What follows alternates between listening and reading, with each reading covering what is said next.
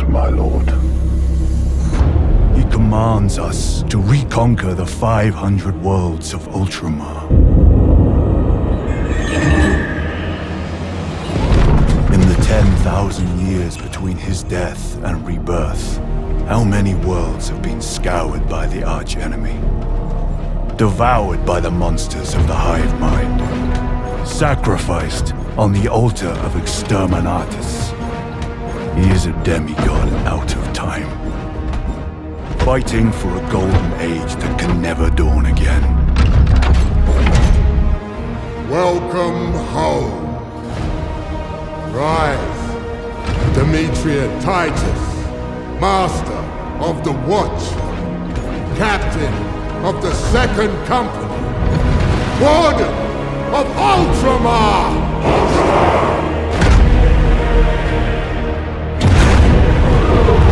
The Primarch reborn demands the impossible. But only in death does duty end. Alright, what's up people? Back with another interview after a while. I'm joined by Red this time. Red, how you doing? I'm good. Hi everyone. Right, guys, so Red here is a big fan of the DOA series, Dead or Alive video game series, and Ninja Gaiden. Why are we talking about this series in particular, or these series in particular, is because the creator of Ninja Gaiden and DOA is very inspirational. He's a game developer, game designer, and he recently passed away. And well, most of Twitter was blowing up, especially since Ninja Gaiden 4 came out. And we're gonna bring it back, relate it back to the whole manga industry as a creator, of course, right? At the end of the day, the creator of DOA and Ninja Gaiden, well, he's a creator. So Red over here has a lot of information as to like his come up, his inspirations, and his fortitude to get his product out there, to get his vision manifest. And then of course corporations got involved and so on. But bro, let's start with you, right? Before we jump into the creator. How do you discover Coffee Comics? Let's start with that. Yeah, okay. Hi everyone, my name is Redwan. I go by the name Red in social media. I am from Algeria, North Africa, and I'm a freelance comic and manga artist. And I'm excited to be here with you. To answer your question, how I discovered Coffee Comic channel, where I was doing you could say I was hunting for some contest or manga competition there to work in, to submit. And I find the Saturday AM magazine that they are doing this contest called Summer of Manga, right? So when I decided to compete in it, and when I did my research, I started to search if these guys are legit. Will they pay? I didn't know them basically. So when I was doing the research on YouTube too, I discovered you. There is the story of how I discovered Coffee Comic channel, and I started listening, and I can sum it up that I basically almost agree with everything you say. So that's how I. The caffeine saved you from being locked away in that dungeon, basically. The dungeons. Yeah, y'all. Yeah. Gotta be wary of these damn dungeons, because Shonen Jump itself has turned into a dungeon where, well, the editors serve as prison wardens. You all saw the video I made with the editor-in-chief. He's the dungeon master right now. Ain't doing his real job. But okay, so let's get into why you're such a big fan of the DOA series and Ninja Gaiden. Yeah, so I'm actually a big fan of the Tekken series, not the DOA series. Oh, okay. Yeah. So, but when I saw the Harada tweet, I started reading, and of course I know about the DA or DOA and Ninja Gaiden. They are so big. I mean, they are two of the gaming industry giants, developer and designers. Itagaki obviously made his mark with these games. Now his legacy will live, like Ninja Gaiden and DOA will outlive him. He made something. Yeah.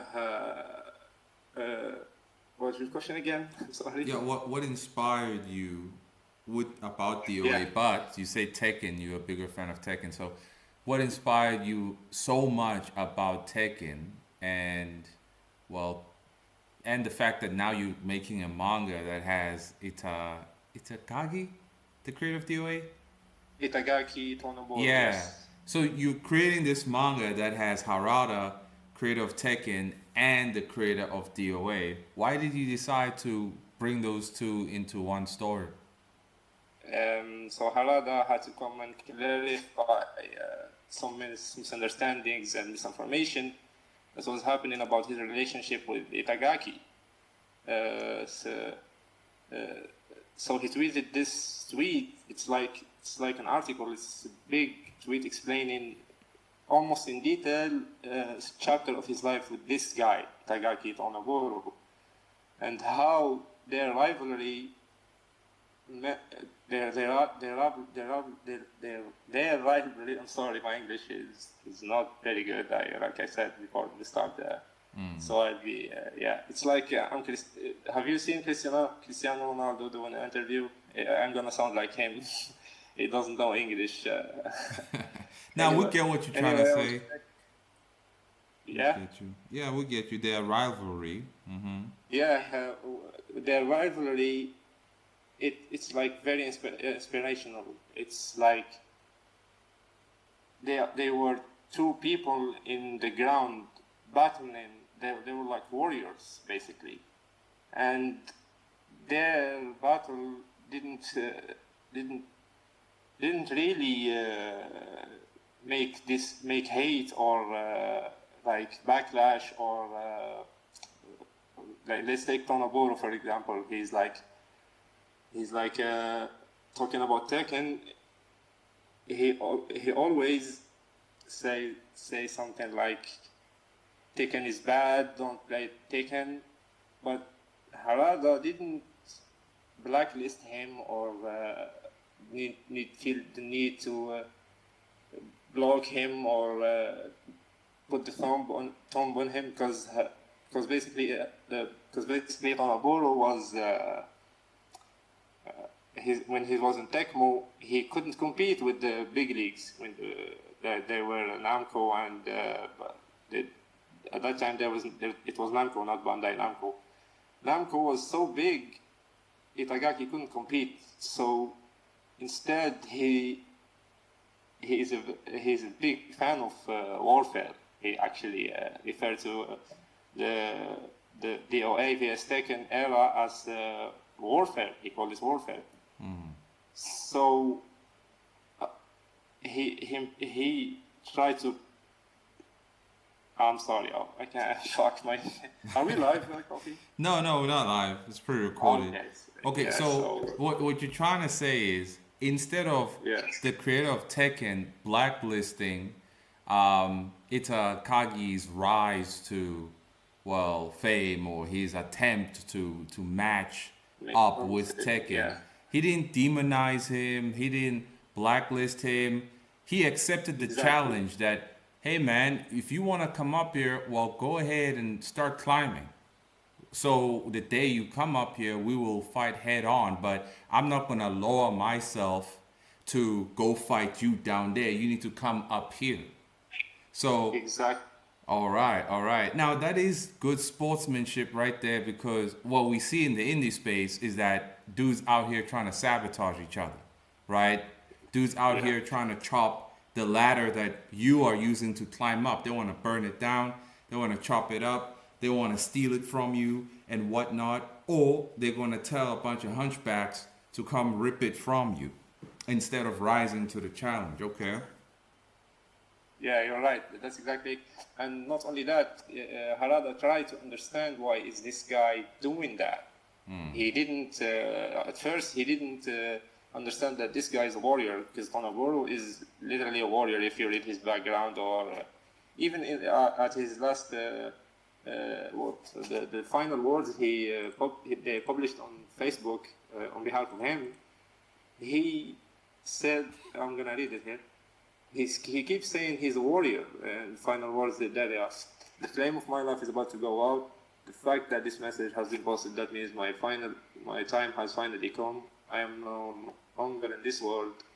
My life was a continuous battle which I kept winning. I caused a lot of trouble to others too. I take pride in having fought to the end and having followed my convictions. I have no regrets, but I'm deeply sorry that I could not deliver new words to my fans, and I'm sorry. These were his final words before he died. Wow. And oh my God, what the heck? And Harada didn't understand that at first, but you see, even if you don't understand someone, you don't have to blacklist him or send him to the Shadow Realm because Namco could easily crush the Tecmo at that time. If you read the tweet, they ordered Harada to not say anything about the matter. Let this guy work. And the Itagaki didn't only talk. If you read the tweet, this guy is a monster. He is. You need this kind of assertiveness in a business, not a business, in space life as well. Yeah, you need a guy assertive, and not only assertive. He's backed up by a huge chunk of information, of learning, of. It's kinda. That's why I told you that Itagaki. He reminds me of you. When I was reading to it, it was like, hey, this is exactly what Coffee doing. He's telling people the truth.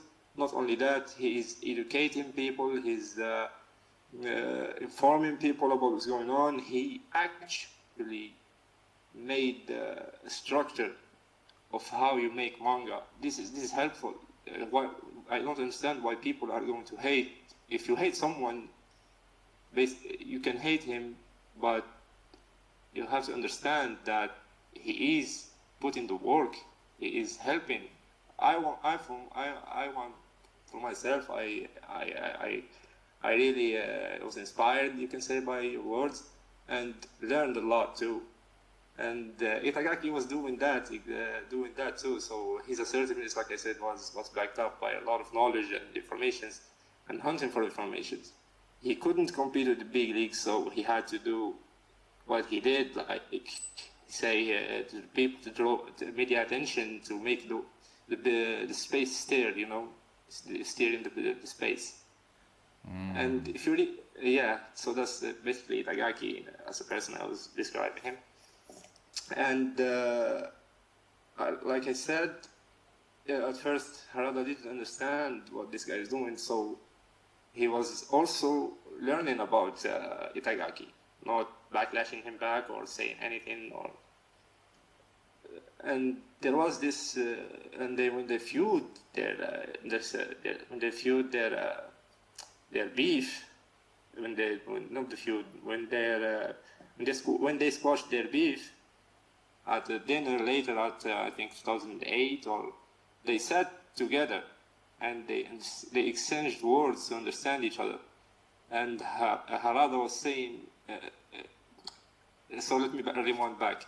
Harada, while he was doing that, he was thinking that, like when he was doing his warfare against Tekken projects and Namco, Harada, when he was doing that, when I was backlashing him, oh shit.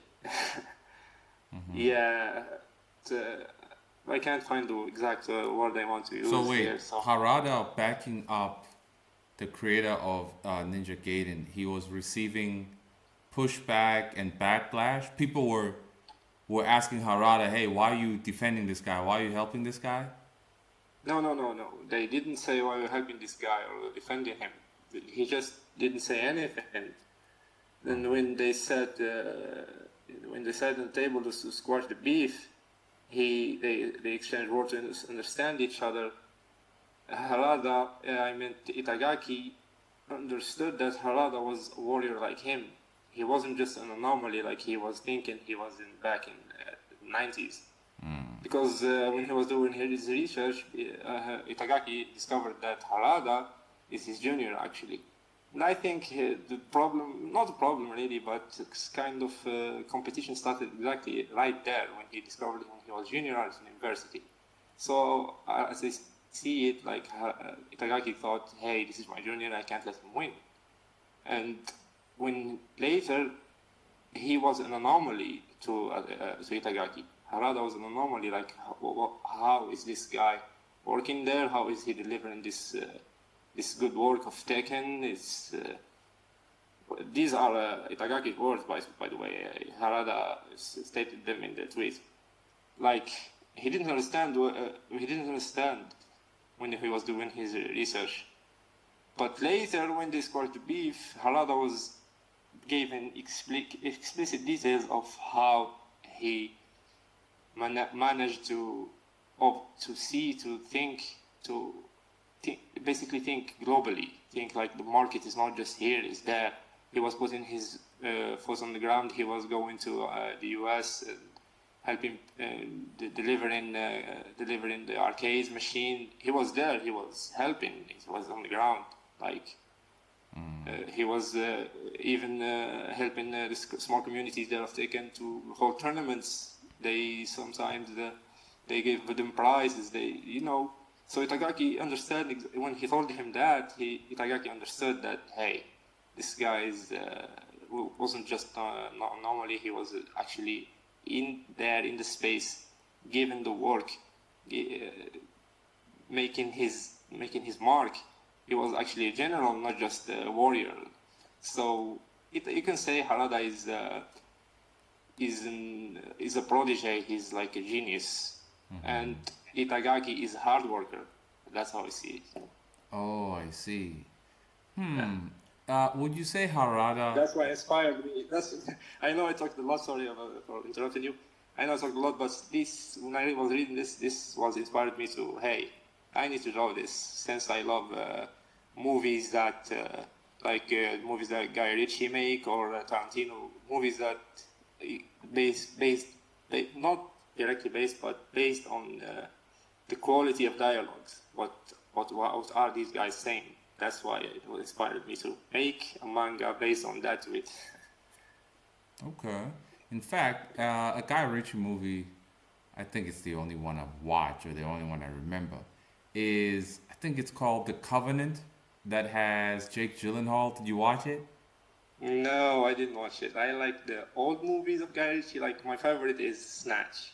You have to watch Snatch. Okay. I don't know Snatch, but that one that came out in 2022, I think, is about about when America left Iraq or Afghanistan. It's pretty interesting, and man, that's a movie for men. Like if you're a real man, you're gonna love that movie. It's about the principle of things, really. I'm like, man, yeah, this is real testosterone over here.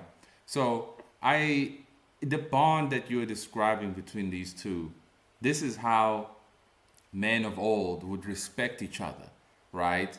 These are two rivals, not at each other's necks in a toxic way, but in a sportsmanship way. Iron sharpening iron. Like if Harada was at the top because he's a genius and he's seeing Itagaki clawing at the top, it's gonna keep him on his toes. Like, oh man, I don't wanna lose to this guy, right? And so Itagaki's like, oh snap, he's not being lazy. He wants to keep the top spot. I gotta keep going. I gotta get involved in the other spaces of the whole community as a whole. Exactly. Yeah, and that's one thing I noticed in the indie space is that most of the people there just want to talk about their own personal feelings. And funny enough, the dungeon master of Manga Plus creators, in an interview, which could be fake, who knows, right, he said when questioned, what is the difference between Western manga creators versus the Japanese? And he said, well, you know, the Western ones, they seem to create work that is unintentional. It's got nothing to do with what the audience might enjoy. It's got to do with what they personally enjoy. It's like they're creating something for themselves. In other words, spewing their own feelings and projecting things. And there's no consideration that you do realize if you're gonna bake a pie, you can't put sawdust and expired watermelon in there just because you would eat it. You have to put proper ingredients in there that the general public would eat. So now this shows, and now I see why you are like, I kind of remind you of Itagaki. It's because I'm kind of getting involved with the entire indie space as a whole. I'm trying to bring a framework and a network as to like, yo, this is how we all can collaborate, and we need to get out of our feelings, and move with a sense of direction, have a goal and a vision, and so on. Okay. Sure. Let me ask. Oh, okay. Go ahead. I think you are right. People are not. They are, but they are feeling a lot and like exaggerating. Not only their feeling, but their ideologies, their gate-kept ideologies. You see, I don't think there is a problem on the game in the comic space, because I think we are in the conclusion. This is the. Are you familiar with the Mourinho when he started saying the player names? Are you famous with the football a little bit? No. Okay, so there was this team in Manchester United. There's Manchester City. Have you heard of them? Yeah. So Mourinho, the manager of Manchester United, when he was asked, "Hey, why is your team not as good as the other team of the city? Why can't you compete with them? Like they were so weak against them." And Mourinho, the manager, started naming players of the other team, like Otamendi, Kevin De Bruyne, Aguero, and then said these were investments from the past. You see, I think in the comic space there is no investment to make a base to help. We are in this because we need help to go at the top. There is no investment from the past to or work put in the past. Like you said, like you say, we can't compete with the Japanese stamina, bro. You are right. We can't. That's why there is nothing actually in this space that can compete with them. And I learned from you that these Japanese are opening the gate because this is a losing situation. This is the best time to strike back to them and show them, hey, the Western manga can make better comics or at the same level at least. But no, there's nothing now because nobody put the effort, and I'm included, to be honest. I'm sorry, I can't avoid that. Yeah, this is basically I think the problem is in the comic space. We have no collaboration. We have only hate. I think the whole thing was predicted back in 2001 actually by a game called Metal Gear Solid. Are you familiar with the codec scene at the end? Code? Is it the one where Raiden is speaking with the AI? Yeah. Yeah, man, dude, that thing was prophetic and scary, bro. And it is scary, and you can see it in the indie comic space, bro. It blows my mind. Everyone is kept. They don't use gatekeeping as the good gatekeeping. You can gatekeep an idea and harness it and work on it. That's actually not called gatekeeping. That's called working in silence and then show later. But people are so afraid to confront and say something, so their feelings won't get hurt. That's what the AI said in that game. I'm quoting the game right now. They kept. Yeah, they sort of. That's why when I saw you talking, hey, this guy is saying something. He's battling. That's why I like coffee comics basically. All right. Yeah. That's the problem with the indie comic space. Unfortunately, Yeah. it's most of the industries now, but Exactly. Yeah. like that's why the whole slogan of Coffee Comics is the crucible against demoralization. A lot of hunchbacks are like, ho ho ho, what does that mean? Ho ho ho, y'all are taking yourselves too seriously. It's the problem is that y'all are not taking yourself too seriously, Mr. Hunchback. That's why there's no progress. That's why all you can do is just create short-term cheesecake booty and sell it for who knows how much on Kickstarter, but there is no real profit per se, right? It's just a gimmick. It's short-term, short-lived, and so on. Some people just don't have the stomach. Well, I should say most people. They don't have the stomach to fight, to resist, and so on. So when people hear somebody like me, it's like, well, guys, if you can see that I'm actually doing this for all our benefit, it's your job to support the guy speaking out about these stuff, right? You can't just be a spectator because that means you're part of the problem.